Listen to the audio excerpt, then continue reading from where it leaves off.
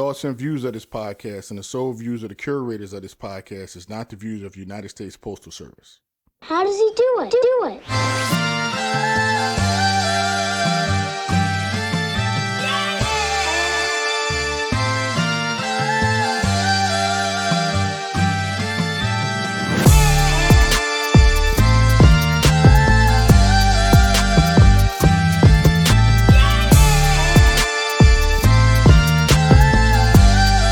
And we are back on the Route Podcast, episode 12. On this episode, because it's, we're coming up on Juneteenth, we're going to be talking about African-American accomplishments in the Postal Service. But before we even get started, as always, let my brothers introduce themselves, let you know how they feeling. On my left. I'm B. Morton, and I just want to give y'all something. I'm black, y'all, and I'm black. I'm just saying happy Juneteenth to everybody. It's something good to talk about, accomplishment from me being African American and seeing someone in past tense in history doing something monumental like this is good to talk about. This is Black, I'm back, also African American. So, this is, something that I wanted to touch on for a long time. Black people accomplishments in the Postal Service, and we're going to give y'all some good information, let you know about some people, and, we're going to get it started. Yep, and this is Aaron. Going to give you a brief history on African Americans in the post office, and let's go. And as always, I'm your engineer, Stan, low-key, doing a horrible job at it. Rick Shine, about to talk about some accomplishments that we have in the Postal Service from the black side of things. But let my man Aaron go first. All right, I want to give a brief history. During the 19th century, when Juneteenth was basically initiated, the emancipation of slaves and African-American slaves in the country. In the 19th century was a time of enormous change in the post office. From 1802, when Congress banned African-Americans from carrying U.S. mail, to the late 1860s, when newly enfranchised African-Americans began receiving appointments as postmasters, clerks, and city carriers. As the 20th century neared, the political pendulum began to swing backwards, and many gains of the immediate postal civil war period were lost.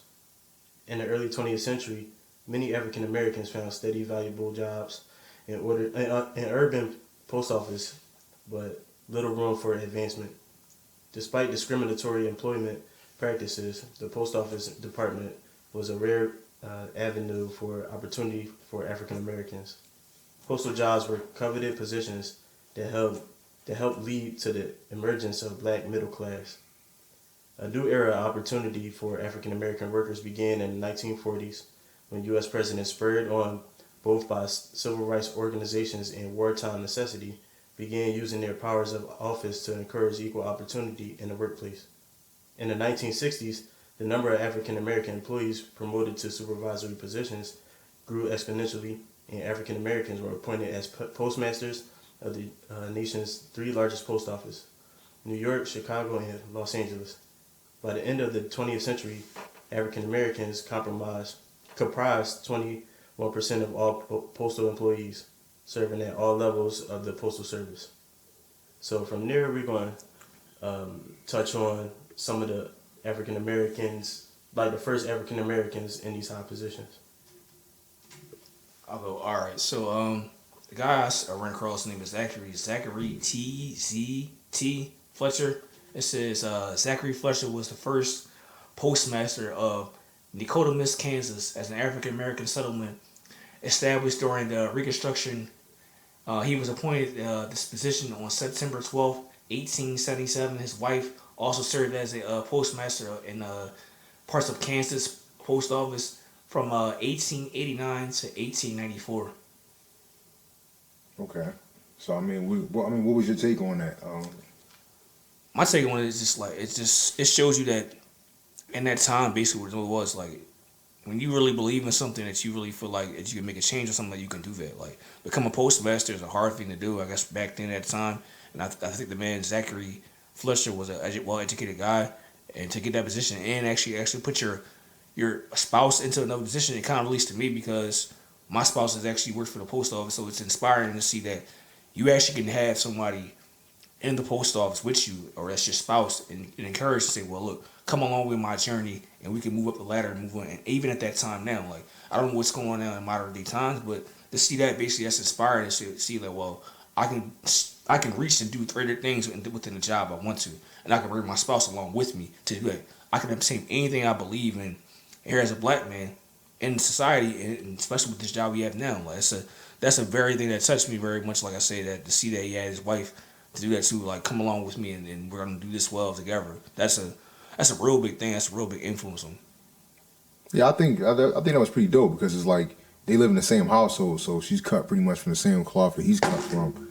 So she's definitely, somebody, I guess he knew that could handle the position and handle the opportunity. Because that's all it boils down to, is just giving somebody an opportunity. Right. You know what I mean? Like, you can't really judge a book by a cover. You gotta, at a certain point, you gotta see what a person's made of. You know what I mean? And see what they got to figure out, what they can bring to the company or whatever you got going on.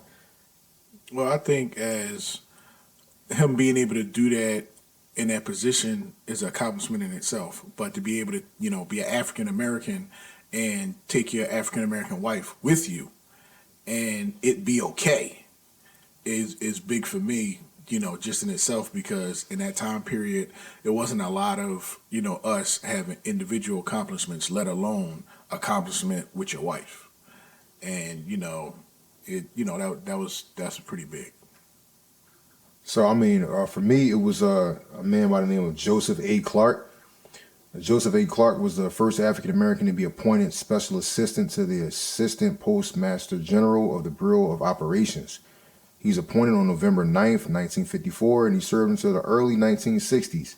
His responsibilities included advising department staff on a federal employment policy for assuring equal opportunity employment. So for me, it was kind of like he was put on post to make sure that everybody underneath that position that he served did what they were supposed to do. They weren't redlining people. Because even though the opportunity was put forth, not necessarily everybody's going to act on it and do what they're supposed to do and treat African Americans fairly. So he was given the job of, hey, making sure people are getting a shot. And I think that still happens even today at a certain aspect in terms of just different walks of life or different jobs where, yeah, the rules are set in place for everyone to get an equal opportunity, but how many people are actually really enforcing that and actually making sure that it happens? You know what I mean? Sometimes you can look at a demographic and you can kind of tell whether or not it's really being enforced or really being pushed. You know what I mean? So I like to give that man a shout out, Joseph A. Clark, and to his family that's out there. If you guys are listening, we appreciate his contributions to the Postal Service. You know what I mean? Because without people like him, you wouldn't have so many African Americans and other people of other minorities have an opportunity to work in this job and actually better their life and better things and situations for their families. You know? Right. Well, I also like to say thank you to, what was his name again? Joseph A. Clark. Joseph A. Clark and his family too, because to me it sounds like he made a lot of things possible for African Americans and made sure we had, that fairness. Because once again, in that time period, we didn't have a lot of fairness. And he made sure that, on our way in, we had equal opportunity to not even just get the job, but do the job and get paid equally too. Well, I would like to give a special shout out to the first known African American postal inspector. His name was Isaac Myers. He served from 1870 until 1879. During his employment, he helped solve a number of notorious cases. Before that, he was a very well-respected leader, labor leader. He started a labor crew.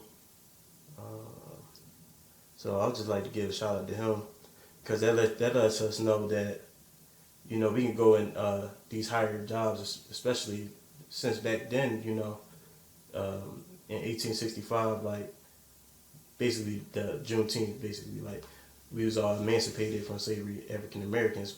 So 5 years later, that lets you know, like, if you put the work in, you can get into these higher places that they don't want us to be in. So I'd like to give a shout out to him. He helped create a union. He was also a Mason. He was born to free parents in a slave state. So that just tell you the determination of wanting to be better than what people want you to be. So I like to give a shout out to him. Oh, I wanted to talk on the previous gentleman we talking about before, but I don't mean to cut you off. I feel like at that time, what he did was, it's also around Jim Crow. So actually to move on that and to get at that position around Jim Crow, he knew someone up higher above, like I said, at that time, because Jim Crow had been around just in, like, I think, about 1955 or 56. So, like, to him to move up there like that monumentally and to know someone like that, that's a very monumental thing. Like I said, these are all people that you don't hear about, and, like, they tell you everything. It's more to history and more to people, like, to hear about, especially with our job. Like, that's a very significant thing to hear from him. Like, he did a braver thing. Like I said, you had to know someone to get you a higher things than what you did. And like I said, he had some type of clout. And it tells you anything you can do in life, as far as it's not to say it's be African American, but anybody, period, you can do it. You will put your mind to it, but anything how you feel, and say, I will not be stopped. I will be determined, basically. Like my man said, I will not be broken. Like, and that's the thing about it. Like, I feel like that gentleman said, look, it's Jim Crow or not, it's gonna be me or you, and I'm gonna get to it. And I feel like he did that. Yeah, because I think, like, people have a thing where, granted, right, when you come into a system where no matter what type of job it is, when you come into a system, people have, like, levels I think they want you to go through, right? You know what I'm saying? Like, to start at this level, go to the next, and just work your way up the ladder. That's all fine and dandy if the company is a company that's a new company. If a company is a company that's like a baby company, you know what I mean? But when we're talking about something like, say, the post office that's been around since the inception of the nation, since 1776, with the history that we have in this country of mistreatment and unfairness, it's kind of almost, I don't want to say disrespectful, but almost slighted to think that people who you marginalize should have to go through the same channels that the people who were never marginalized. Because there should be an expedient measure to rectify the things that were done. And I think you do that by finding out, like I said before, what a person's worth. You know what I mean? How smart a person is. You shouldn't have to, start at the entry level of something if you have the mental capacity to do a job that's 2 levels above it. Especially if you're somebody of color. Especially when there's a company that's been around since the beginning of time and of the country itself. You know what I mean? Especially when you need to try to make the country look like what it actually is. When you come here, you don't see just one type of person. You see a bunch of different people from all different walks of life, all different cultures, all different religions. And it should be, reflected in every aspect of life in this country. One thing, let me ask y'all three about this. We talking about this. To these gentlemen we talking about right now, what is the difference between them and now? Basically, like, what are they fighting for, and what we're looking at now with people of our age group, or where they were at in that time frame of age? Like, it feels to me like I seem like people in history are fighting for more things now back then than they are now, and I feel like we're kind of settled. Like, these gentlemen really had to, like, get to it to the point where, like, it's either this or nothing else. I'm not going back. I'm not going to be stopped.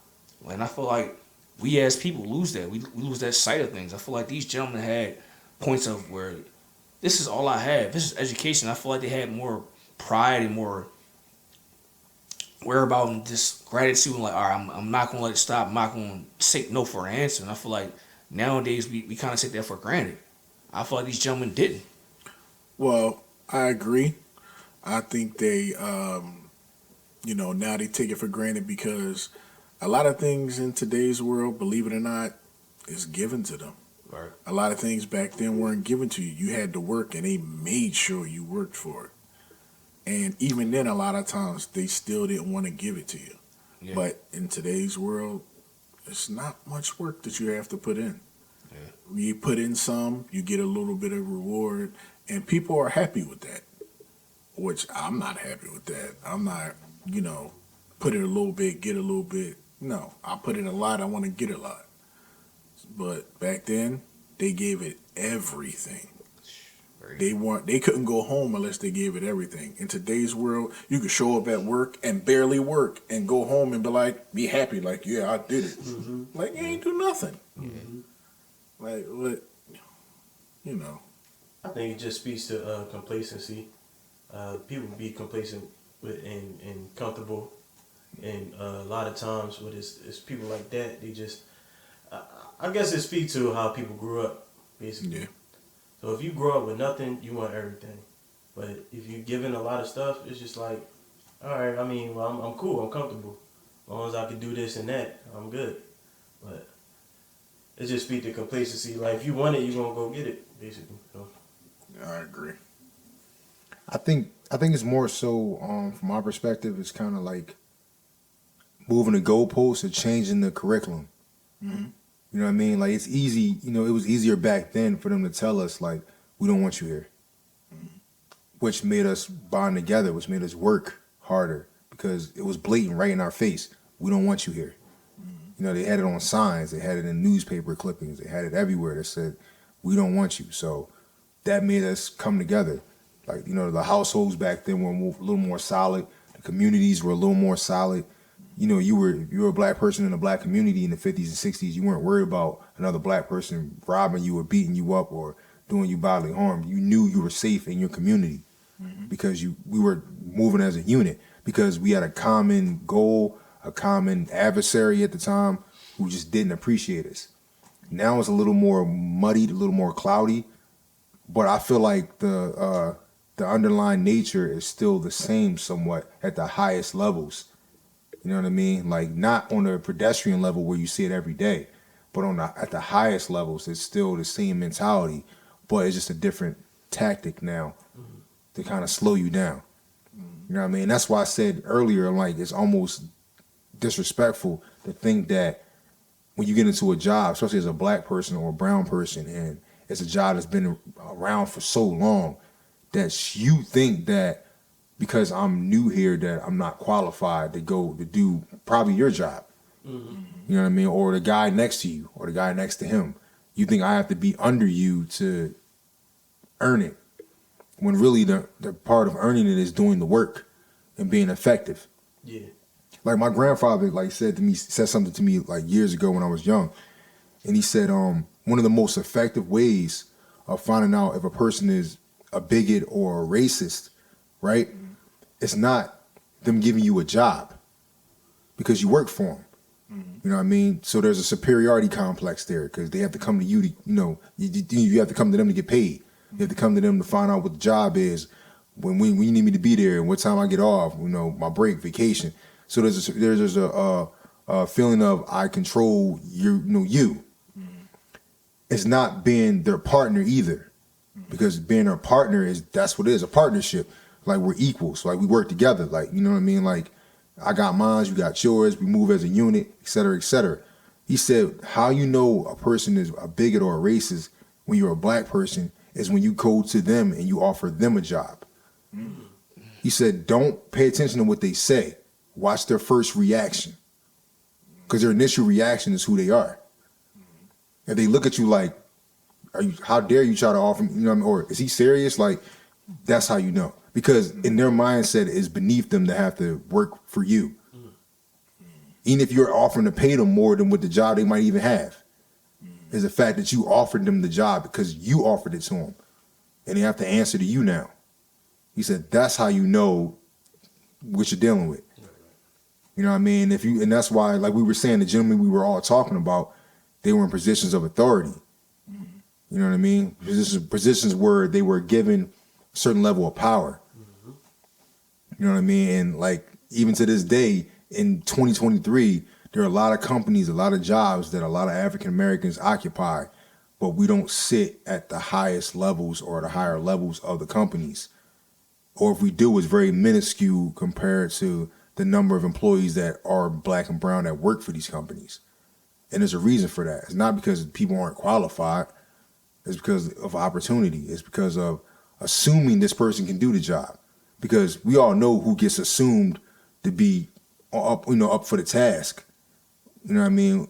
But what about everybody else? Right. You know what I mean? But, you know, you're seeing it now, like Brandon said, like, you're kind of seeing it now with how things are somewhat changing in terms of everyday life. Like, we're catching up to the people who kind of started this country as far as, like, the legislative, the legal, executive, everything, the judicial part of the country. we're catching up to these people in terms of economic growth and everything like that, and in terms of wellness. And it's all because, like when you level the playing field, when you kind of stop saying we don't want you here, and yeah, you can come here if you can get here, and then it's like, okay, I'm just gonna get there then. You know what I mean? A lot of us are getting there. You know what I mean? Like from all different walks of life, black, brown, Asian, Arab. When we come here, it might only take us maybe one generation, and then we get there. You know what I mean? But we've always been people that are capable of these things. When you give a person an opportunity, like Aaron said, when you don't have nothing, you want everything. Yeah. You know what I mean? When you're given so much, you don't really have much of a work ethic. And that's what you're kind of seeing now in this era of America, with all the people that are now all of a sudden rising up the ladder. It's because we didn't have nothing. So we're willing to grind harder. We're willing to, go harder. And now the elders of the people who were not the have-nots are understanding, like, yo, my kids, my grandkids, like, what are you guys doing? Like we're about to lose it. You know what I mean? Like, we're about to, this is where all this mentality came from with the insurrection and all the other stuff that happened. These are people that are scared now. They're like, yo, we're not about to be the quote-unquote standard. Because now the playing field is level. Now you have to actually compete, like literally, like the right way. There's no one to help you now. You have to actually put the work in.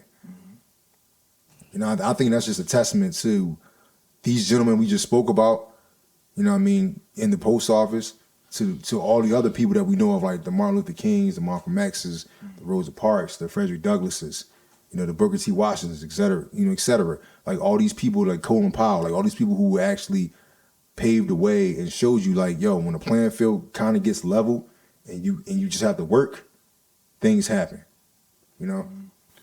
Well, there was one more gentleman that stuck out to me. His name was Ronald B. Lee. He was the first African American to be appointed Assistant Postmaster General. When he was appointed Assistant Postmaster General of Planning and Marketing in 1969 by Postmaster General Winton M. Blunt. Now, that stuck out to me because he was assistant of Postmaster General of Marketing and Planning, which once again speaks out to us as African Americans being able to do things that people thought or said we couldn't do. And, I like that. I like that because I'm a planner, and I'm the kind of guy that plans things out, tries to look ahead, and, do the things that need to be done. But I have a question for you guys. In all these men that we're talking about, like Aaron talked about, a gentleman in inspection. Yours, Brandon, was Zachary T. He was what was he?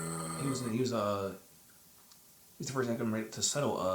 That was he was I'm sorry, wow. He was a postmaster. The postmaster, and Joseph A. Clark was a special assistant to the Postmaster General of Operations. Okay, in some of these positions in areas, there are still African Americans, except Assistant Postmaster General, Postmaster General, and I don't understand why there aren't any more African Americans in these positions. Like the inspection service, yeah, I've seen a lot of African Americans there. And postmasters, I've seen a lot of African Americans there. But at the highest positions, we're not there. Even though at that time period, mine was in, was it 1969? Mm-hmm. So, yeah, 1969. And this is 2023, and nobody else wanted to go there. Yeah, I was going to touch on that for y'all. Like, I was going to say, like, I was going to say that it's good that we naming these folks so people can like know about them and know that even back then, like right after slavery, that we was getting these high positions. So that we could do it. We could do it now today, even when we got more access to these positions. So it's good for people to know and have this information so they can, move up. and just shape the post office for better, basically. Yeah, but I don't understand why. To me, since I've been in a post office, which to a lot of people hasn't been that long, I haven't really heard or seen any African Americans even trying to move up to those positions. Well, it's only about 12% African Americans in the post office. So 63% white, 15% Latino or Asian, and 12% African American. It's probably just the numbers, but I don't know. Like, I feel like it should be a lot more. Yeah. For sure. I agree. Well, I'll speak on that. I think with position, what it is, basically, you look at the position of a higher up. Them gentlemen all know somebody, bro. Like I said, like, we discussed it before. It ain't about what you know, it's about who you know. And I think them gentlemen up there basically been in them positions so long, like, it's with anything. I know so-and-so, I'm bringing this person up the ladder. And the thing is, a person of color try to sit up the ladder, and it's like, well, I don't know him or who you have to vouch for you. So the thing is, if I'm a young up-and-coming guy that wants to move up and do that, who do I have to vouch for the top people? Who could I vouch for me go from postmaster to postmaster or to here, or to postmaster general? Like right now, our postmaster general is from Donald Trump, basically. Like, he has nothing to do with the post office, basically. And that's the thing. It's about who you know. And I think these gentlemen, what it is, back then they had more people of knowing. But nowadays you don't see that. The gentleman we were speaking of, that's going to climb a ladder up. Or people are afraid now. People are like, I don't want that job under responsibility. So that's what it is too now. I think more people now are afraid now than back then. I disagree. You talking about as far as African Americans? I'm talking about you saying he asked why African Americans not the ladder. I'm like, yeah. The thing is, we don't have the voucher base. We don't have that person speaking for us in the post office. Like you said, it's only 12%. Yeah, we didn't have anybody speaking for us back then in the 1900s either. But I believe there was more pressure on, quote unquote, at that time, the opposition of equality to have us there. Right. So I don't believe in today's world the pressure is as tough as it was then. Yeah. The pressure now is like, oh, I know how to get around that. I can do it the way I want to do it. I can keep it like this and pull up who I want to pull up. They just put in rules for certain things to happen, and we don't always know those rules, and we don't always see them. So we get left out of the loop a lot of times, and a lot of times, because we see that, a lot of us don't even try. Or seek information. Yeah, and which back then it was like, I'm not worried about what you're doing. This position I want, I'm going to show my worth and show that I can actually do it and put pressure on you in a process where you have to let me do this. I'm going to keep knocking at your door. Yeah. I think it falls on ignorance. You know what I mean? On ignorance on the part of the person that already has the position. Mm-hmm. Because like Brandon said, it's who you know. If all you know are people that look like you, that says a lot about you as a person, mm-hmm. especially in this country. Now, you can have that excuse in Russia or, Serbia, you know what I mean? Or say you were from say you were Chinese and you were from China, you know what I mean? Like, yeah, like, I get it, because those are the majority of the people that you see 90% of the time. Notice that I said the word 90%, because those is what the population looks like there.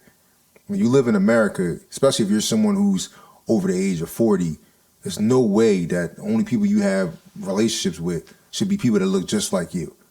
Mm-hmm. That lets me know that you're not really that diverse, you're not really that strategic, and you don't really value information or anything from anyone else outside of your own comfort zone.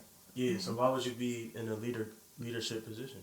Exactly, yeah. You know what I mean? So, I mean, if I had, if I had a company, where I needed to hire someone to be vice president, or if I need someone to be in charge of operations, there's a slew of people I could talk to about that looks like, United Nations, roll call, because I know a lot of smart people and they just happen to look different.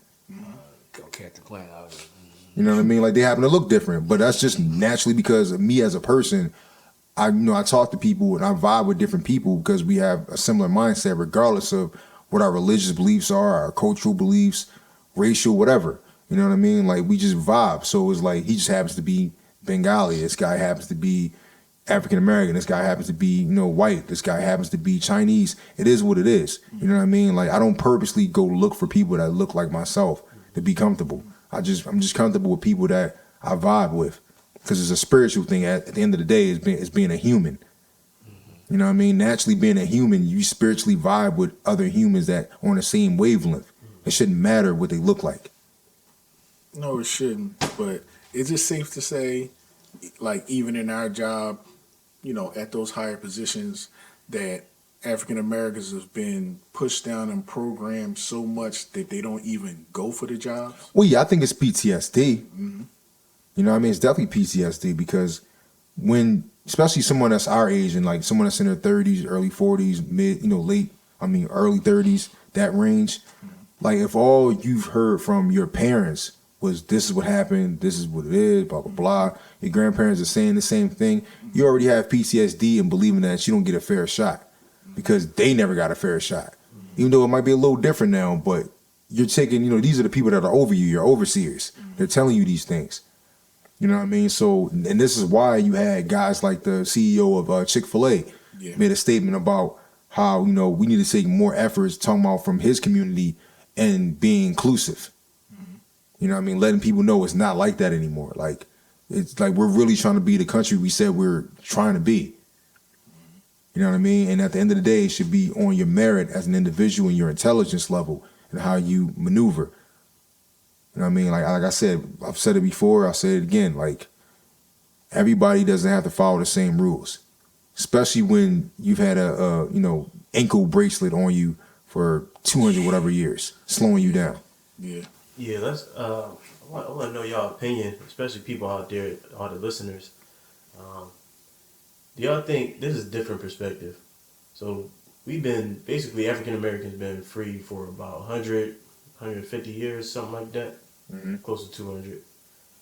So 45% of African Americans make up service jobs, like 6.7 million and such. So my thing is, do you think it's still like the programming of being a servant, like a service type of, like a type of occupation, and not really thinking like of leadership, on a majority scale? So you're talking about as far as our mentality? Yeah. Oh, I think so. All right. I think it still is, because they dressed it up and called it customer service. And they put us out there and said, do this, do that. They're still predicting what you have to do. They're still telling you what you have to do. You're still going to them, like Rick said, for the job. They're not coming to you for the job because they've been placed there. We have to go there. I want to be clear. Like, it's nothing wrong with being like serving others. Like, it's nothing wrong with serving others in your community as well. No. But No, we need a lot more leadership in higher positions. So, but I do think we're more accepting of it than we should be, as far as not just customer service, but serving as a, quote unquote servant or slave. I think we're more accepting of it. Yeah. And I don't think we should be. Yeah, it's definitely like PTSD training, so to speak. You know what I mean? Like, often you see how they move the goalposts in just different areas. Yeah, And, they're raising the credit score maximum. You know what I mean? Like, Didn't cost they say of we were living is supposed to going be up. raising it again? Yeah, you know what I come mean? on. You know what I'm saying? Like, tuition is going up now that more of us can afford to go to college. Like, you see the little things, left and right, like the restrictions on gun ownership. You know what I mean? It's getting a little more extreme. You know what I mean? Like, as far as gun ownership, they're changing a lot of laws on guns and the things. Because if you're the kind of person that likes to customize your gun, like let's say a rifle, there's certain things you can no longer have on them. wow. Like, That's crazy. and I didn't actually read it myself. Like, I know I have a friend that discusses a lot of this stuff, and he was like, a lot of the stuff he has, because he has a custom AR, a lot of that stuff he has to take off. He can't have it. It's illegal now. Oh, wow. Wow. Yeah. That's crazy. Yeah, I mean, It's America, man. We gonna make it hard for you. Oh, man. Can I give another shout out? Yeah, of course. Yeah, all right. 1 second. It was a lady I wanted to give a shout out to. Oh, I think I read that too. I think I know. Minnie. Yeah. That's the only woman I seen on there. Yeah, it was two. I think she was one of the first postmasters. Yeah, nice. That's 1 second. Her name is Minnie Cox. Mm-hmm. She was the first known African American female postmaster. She was postmaster of Indianola, Mississippi. Shout out to Mississippi. Shout out to Mississippi. That's an insider from a past episode. But she served from January 1891 until April 1893. She also served from May 1897 to February 1904. So shout out to her and her family for being pioneers. Well, I think that's good for Black African American women because a lot of people, and including my girlfriend, thinks I rag on Black women a lot. But I do that a lot to mess with her. But I love my Black women. I've literally dated 95% of Black women, and the accomplishments that they have, I applaud them for it. Most people just don't like the fact that I just don't think some things Black women shouldn't do. Yeah, I think some things are just for men. So I applaud her for being. You said what she was? She was a postmaster. One of the first known African American female postmasters. Postmaster. So I applaud her for that. I thank her for that because at the end of the day, she's shown that Black women can do it too. There you have it.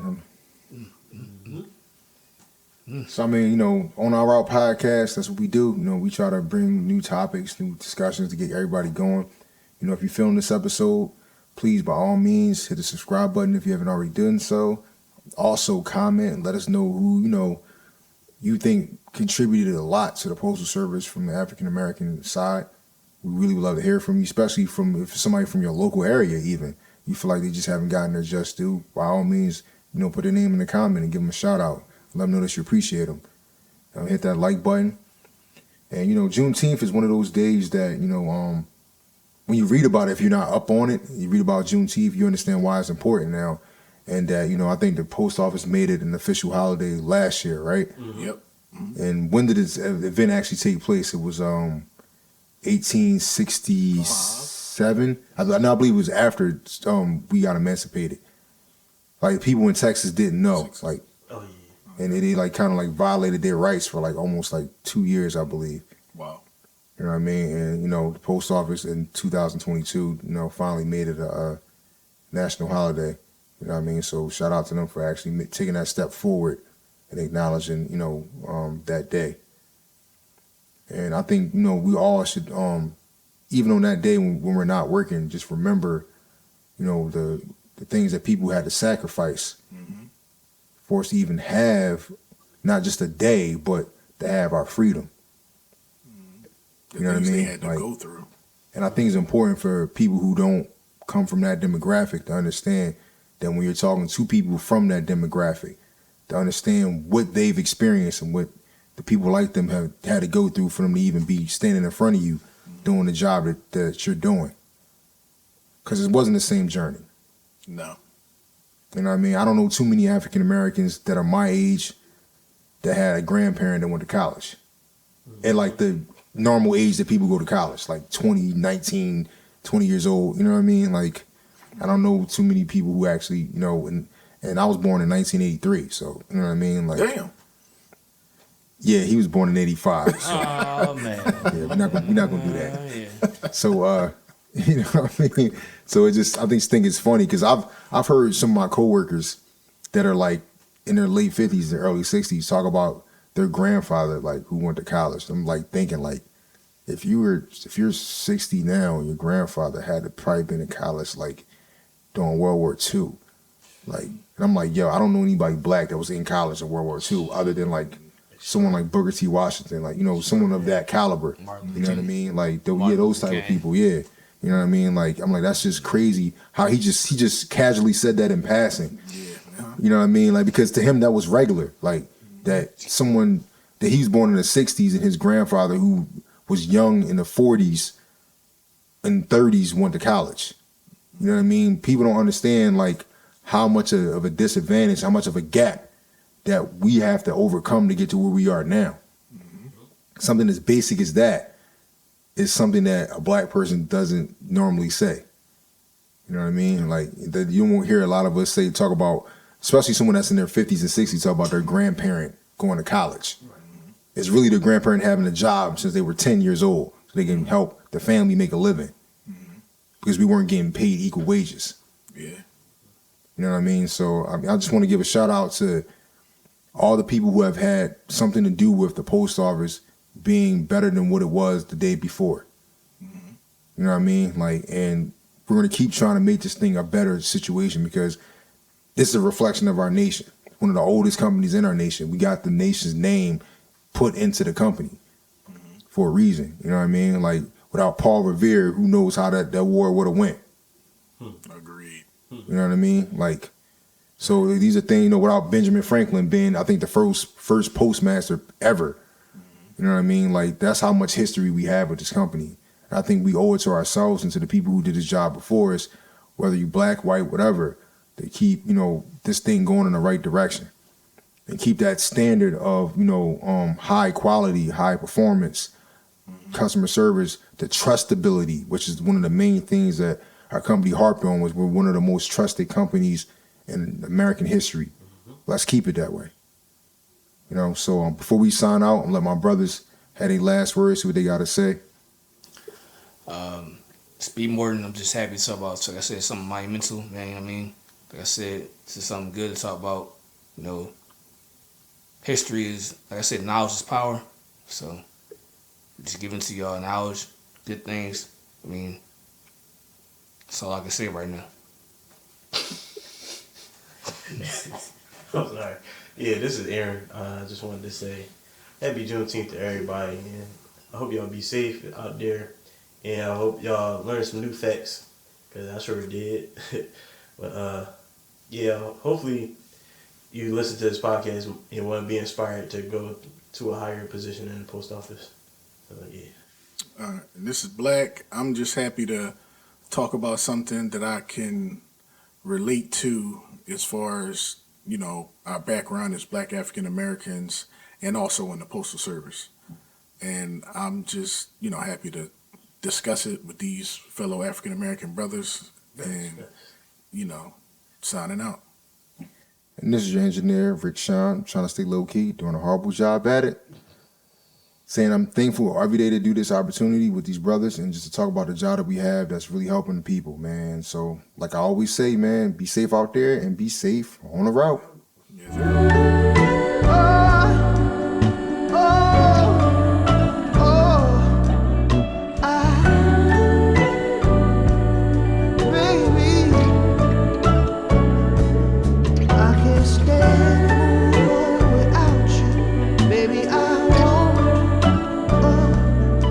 I can't stay.